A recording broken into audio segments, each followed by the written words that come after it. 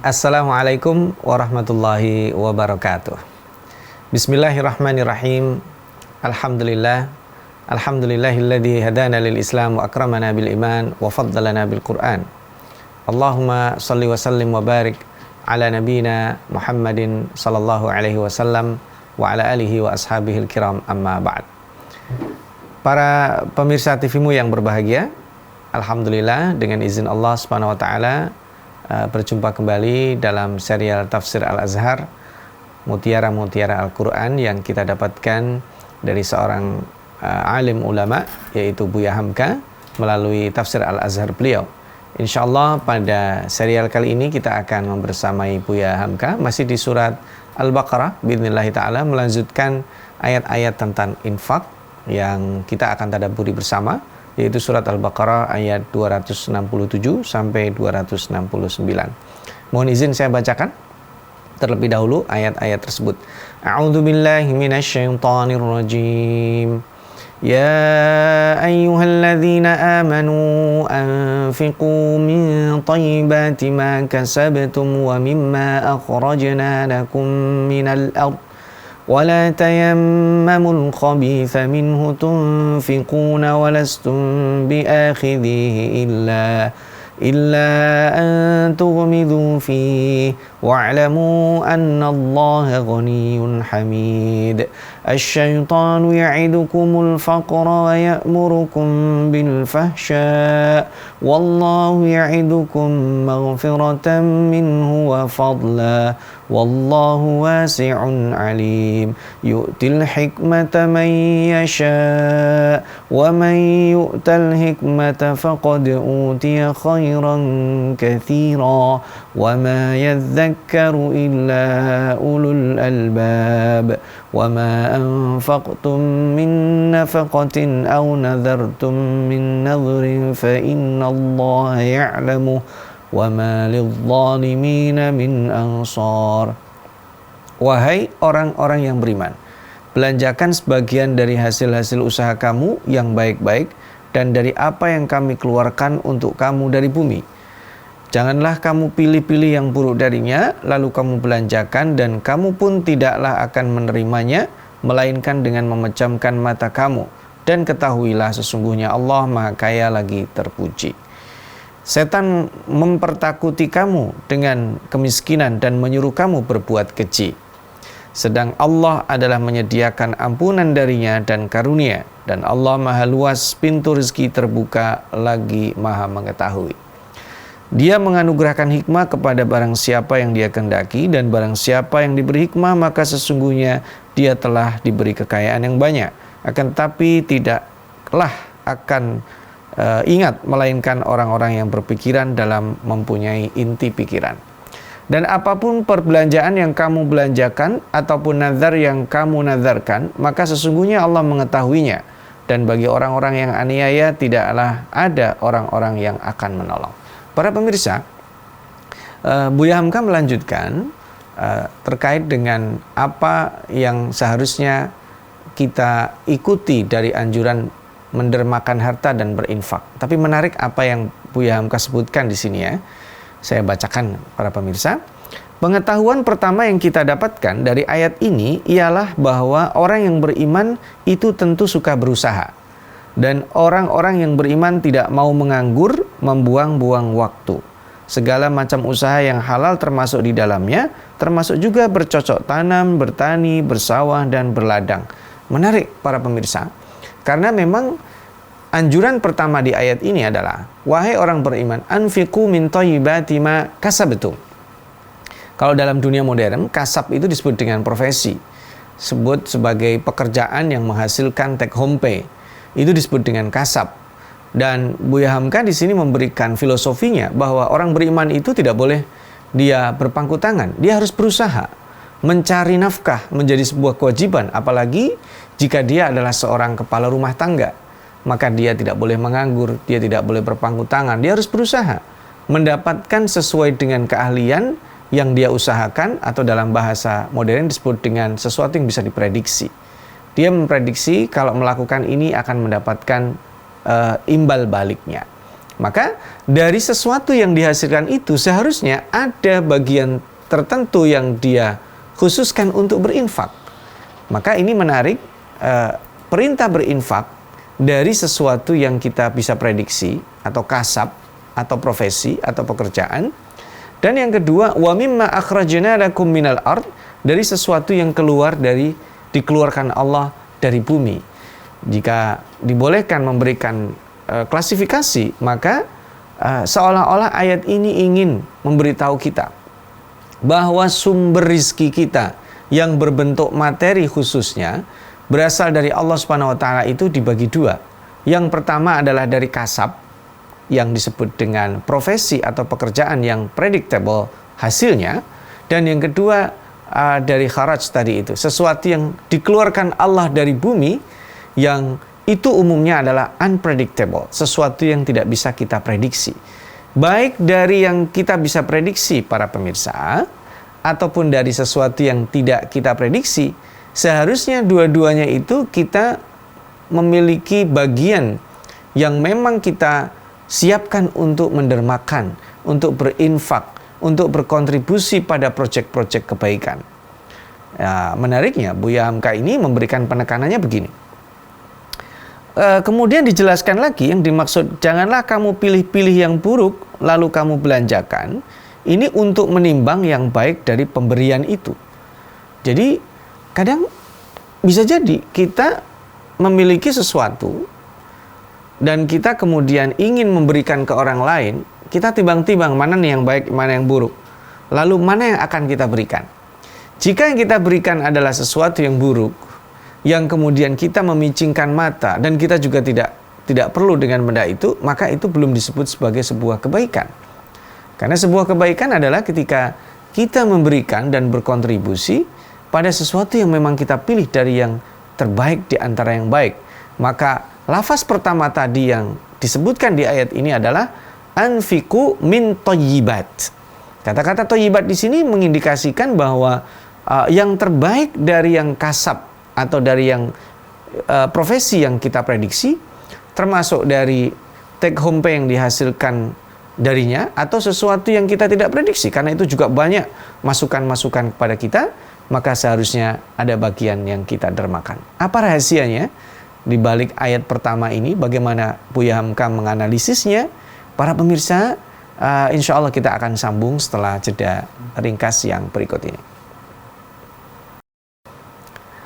Para pemirsa, kita lanjutkan bahwa yang dimaksud di dalam ayat ini, Buya Hamka menyebutkan, bukan hanya zakat, melainkan juga segala macam sedekah tatawu. Ada segala macam sedekah yang sunnah, seperti hibah, ya, seperti hadiah tanda mata, derma, sokongan, bantuan, dan sebagainya. Nah, ini menandakan bahwa kata-kata walastum biakhidhihi ila antuk midhufi itu menekankan dari thayyibat yang tadi disebutkan Buya Hamka. Lalu kemudian penekanan Allah di akhir ayat ini, wa'lamu annallaha ghaniyun hamid. Ketahuilah sesungguhnya Allah adalah zat yang maha kaya. Ghaniyun hamidun, zat yang maha terpuji. Karena tidak semua kekayaan itu menghantarkan pemiliknya atau orang kaya tersebut menjadi suatu yang terpuji. Ada orang kaya yang dia tercela karena kekayaannya dikumpulkan dengan merampok, dikumpulkan dengan merampas, dikumpulkan dengan kezaliman. Tetapi Allah Subhanahu wa taala kaya adalah dasarnya. Allah Subhanahu wa taala tidak mendapatkan, tapi Dia yang menjadi sumber kekayaan. Maka Allah di sini zatnya adalah ghaniyun, itu adalah pada dasarnya, lalu hamidun karena Allah Subhanahu wa taala itu adalah terpuji. Maha kaya, ini ingat kamu, Allah Subhanahu wa taala yang memberikan apapun kepadamu. Jadi Allah Maha Kaya itu bukan seperti manusia kaya, karena Allah sumber. Yang kedua, Allah Maha Terpuji sebab Dia membantumu memberikan rizki yang baik-baik, menyempurnakan puji kepada Allah. Pilihlah yang baik. Maka saat kita ingin terpuji seperti halnya Allah, maka kita sempurnakan syukur kita terhadap Allah Subhanahu wa taala dengan memujinya, cara terbaik memuji Allah ketika terkait dengan kenikmatan yang diberikan kepada kita adalah dengan melalui berinfak dan berderma kepada orang-orang yang nanti akan disebutkan, juga terhadap berbagai macam proyek kebaikan. Nah, di ujung ayat ini Allah menyebut dua sifat, yaitu sifat kaya dan sifat terpuji, yang ini menganjurkan kepada kita seolah-olah ketika kata-kata wa'lamu, ketahuilah, itu ada penekanan di situ. Dan Buya Hamka menyitir beberapa perkataan, termasuk di sini ya, takhallaqu bi akhlaqillah, kita berakhlak dengan akhlak Allah Subhanahu wa taala. Tentu menjadi kaya, belajar kaya adalah dengan memberi. Belajar menjadi orang mampu adalah dengan berkontribusi. Dan belajar menjadi terpuji adalah dengan memuji Allah. Cara terbaik memuji Allah adalah memanfaatkan apa yang diberikan sebagai karunia itu untuk proyek-proyek kebaikan. Ini di ayat yang pertama. Dan yang ayat berikutnya menarik karena Allah Subhanahu wa taala menggeser kembali kepada filosofi di dalam sedekah itu.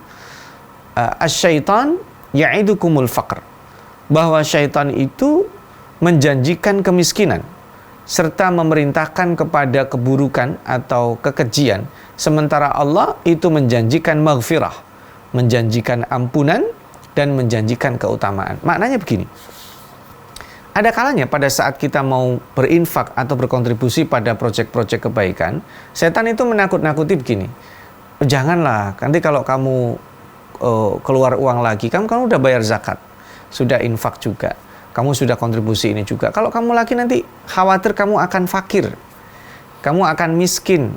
Sementara ini kan musim-musim pergantian tahun ajaran, anak kamu akan sekolah, rumah kamu perlu renovasi, kamu juga perlu upgrade perangkat-perangkat pekerjaan. Maka setan membisikkan itu, menakut-nakuti dengan kefakiran. Kalau kita berderma dan juga memerintahkan pada keburukan, maka kita akan melihat dalam fenomena di sekitar kita, kalau untuk proyek-proyek yang sifatnya hura-hura, itu cepat sekali mendapatkan harta. Kalau proyek-proyeknya adalah untuk kebaikan, itu mungkin akan terasa seret, karena setan menghalanginya dengan membuat orang-orang yang beriman itu menjadi ragu akan potensi kebaikan yang Allah janjikan pada proyek-proyek itu. Maka asyaitanu ya'idukumul faqra wa ya'murukum bil fahsya. Ini akan berdampak berikutnya. Kalau tadi itu sifatnya menakut-nakuti, maka berdampak berikutnya begini. Kalau kita punya harta dan harta itu kita tidak gunakan pada kebaikan, kemungkinan besar harta itu juga akan kita gunakan untuk selain kebaikan. Karena tabiatnya kalau harta itu kita mau menuruti apa yang tadi disarankan oleh Allah Subhanahu wa taala, dianjurkan oleh Allah Subhanahu wa taala, maka Allah akan janjikan maghfirah. Karena setelah setan ini, wallahu ya'idukum maghfiratan minhu wa fadla. Allah Subhanahu wa taala itu memberikan keutamaan, memberikan ampunan, memberikan janji yang sangat luar biasa.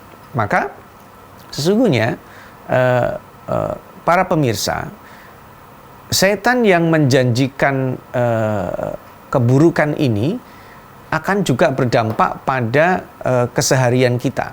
Misalnya begini, para pemirsa, kalau saya ragu akan menginfakkan, maka setan itu kemudian bisa jadi tiba-tiba dia membisikkan, udah jangan kamu berikan untuk proyek itu, kamu gunakan aja untuk mengupgrade kekayaanmu, kamu gunakan untuk menipu orang, kamu gunakan modal untuk mendatangkan sesuatu yang besar, diinvestasikan pada hal-hal yang esensinya bertentangan dengan itu, dan itu adalah permulaan dari fahsya. Fahsya itu adalah keburukan yang dimensinya sangat bukan halus, tapi susah untuk dirasakan sebagai sebuah keburukan, karena biasanya manusia mendapatkan insight bahwa fahsya itu nikmat, fahsya itu enggak buruk kok, fahsya itu sesuatu yang sebenarnya kita hanya perlu membiasakan saja. Itu adalah jenis-jenis keburukan yang dibisikkan kepada kita terkait dengan fahsya. Dan jika itu melebar, membesar, maka itu nanti akan menjadi kemungkaran. Nah, sekalipun konotasi fahisyah di dalam Al-Quran itu selalu terkait dengan zina, tetapi lebih dari itu, fahsya itu adalah jenis awal bibit-bibit kemungkaran. Sementara kalau kita mengikuti Allah Subhanahu wa taala, wallahu ya'idukum maghfiratan minhu wa fadla wallahu wasi'un alim. Allah memiliki keluasan rizki dan Allah Maha tahu, dan karena itu apapun yang kita lakukan akan tetap dipertanggungjawabkan. Nah, di ayat berikutnya ketika Allah Subhanahu wa taala memberikan penekanan yu'til hikmata may yasha. Nah, ini apa kaitannya ketika Buya Hamka menyebut yu'til hikmata may yasha? Beliau di sini memberikan subjudul hikmah. Dan hikmah itu lebih luas daripada ilmu. Bahkan ujung dari ilmu, kata Buya Hamka.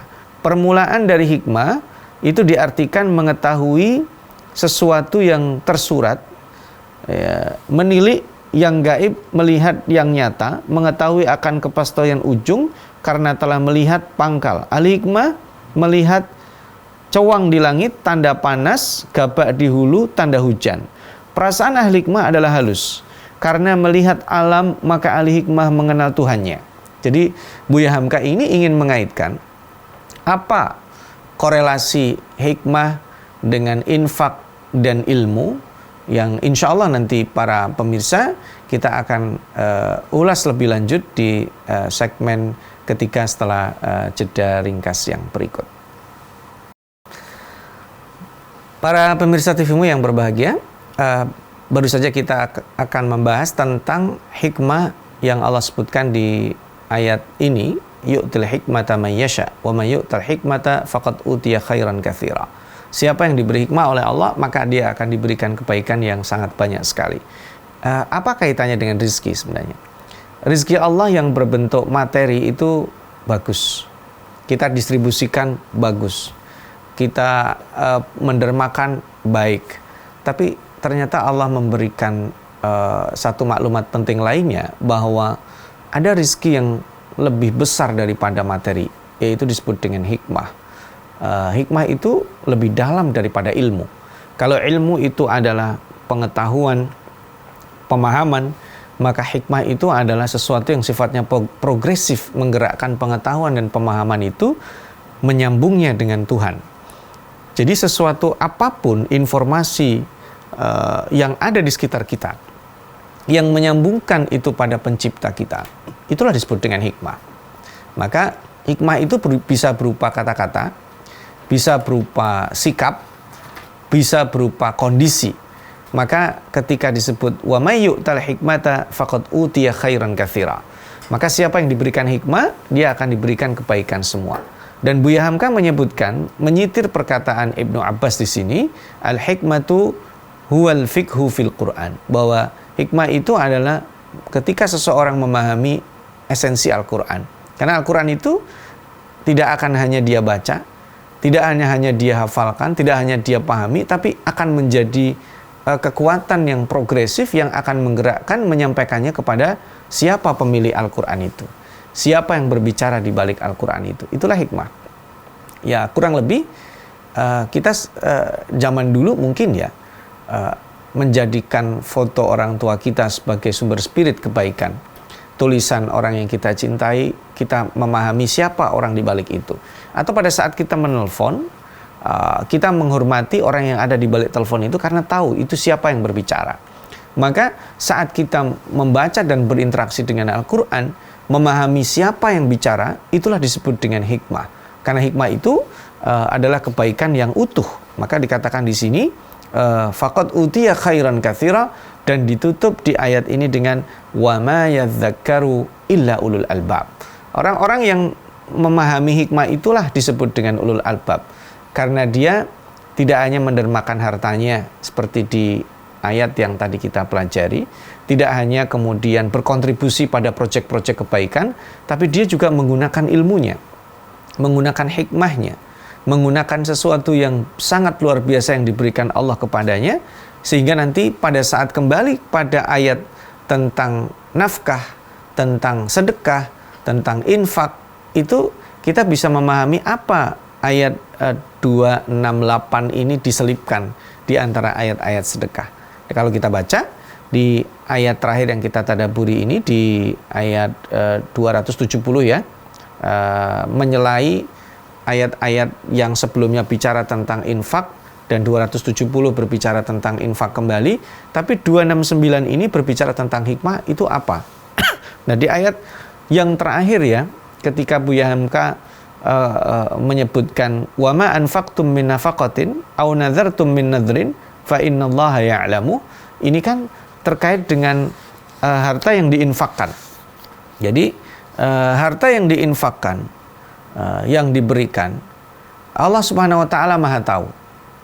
Jadi yang kita nafkahkan itu sumbernya apakah dari yang predictable tadi itu kasab atau profesi. Yang kita infakkan itu sesuatu yang dari yang tidak predictable tadi. Karena dalam faktanya dalam 1 bulan kita mendapatkan harta berbentuk materi gitu ya, rizki berbentuk materi, itu ada yang predictable dari profesi kita, dari pekerjaan yang predictable, ada yang mendapatkan dari yang unpredictable. Nah, Allah Maha tahu dari yang kita nafkahkan itu, atau dari kelaziman atau dari kewajiban yang kita munculkan pada saat kita nazar. Ada kalanya kita bersyarat, saya akan bersedekah kalau saya naik pangkat, kalau saya terpilih, kalau anak saya lulus, kalau begini, itu nazar. Semua itu diketahui. Tetapi kemudian kata-kata akhir wa ma lidzalimina min ansar itu juga terkait dengan ancaman lain, bahwa orang-orang yang tidak melakukan itu berpotensi menjadi orang zalim. Jadi begini, ini sangat halus sekali. Ketika orang-orang itu tidak membayar zakat, jelas dia maksiat. Tapi ketika seseorang itu tidak berinfak secara sunnah, dia tidak bisa dikatakan sebagai orang yang buruk, karena dia sudah menunaikan kewajiban. Tapi dia kemuliaannya itu menjadi tertunda. Dan jika itu kemudian dia pupuk, berpotensi menjadi orang-orang zalim di masa depan. Gampangnya begini para pemirsa, kalau kita melakukan sholat 5 waktu, kemudian kita melakukan sholat-sholat sunnah, maka sholat-sholat sunnah itu sifatnya adalah menguatkan sholat-sholat wajib kita.